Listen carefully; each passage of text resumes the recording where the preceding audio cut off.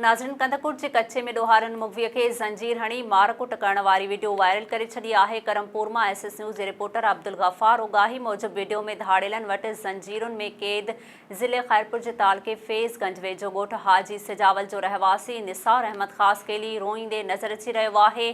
मुगवीअ जी video बयान मुताबिक़ खेसि कश्मोर मां पुलिस जी वर्दीअ में हथियारबंदनि खणी ॾोहारनि वटि पहुचायो। मुगवी कश्मोर घोटकी पुलिस ऐं पंहिंजे वारसनि खे जान बचाइण लाइ मिनथूं कंदे नज़र अची रहियो आहे। संदसि वधीक चवणु आहे त हथियारबंदनि कश्मोर जे कच्चे वारे इलाइक़े में ज़ंजीर हणी रखियो आहे, जेके 5 ॾींहंनि अंदरि 25 लख रुपया भुंग जी घुर करे रहिया आहिनि। न ॾियण जी सूरत में गोली हणी मारे छॾींदा। वीडियो में हथियारबंद मुगवीअ खे ज़ंजीरुनि सां ॿधी मार कुट कंदे नज़र अची रहिया आहिनि।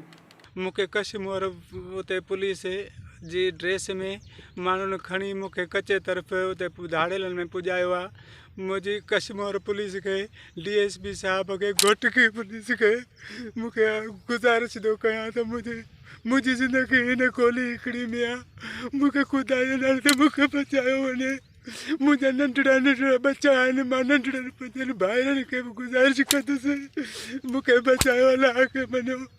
मूंखे 5 ॾींहंनि जो डिमांड ॾिनो अथनि, मूंखे 5 ॾींहंनि जो डिमांड ॾिनो अथनि त मां 25 लख न ॾिना त मुंहिंजी इहा गोली ज़िंदगी पूरी थी वेंदी। मुंहिंजा नंढड़ा बचड़ा आहिनि। नाज़रीन, वधीक ख़बरुनि ऐं अपडेट्स जे लाइ ॾिसंदा रहो SS न्यूज़ वेब TV। असांजे चैनल खे लाइक ऐं सब्सक्राइब करणु न विसारींदा।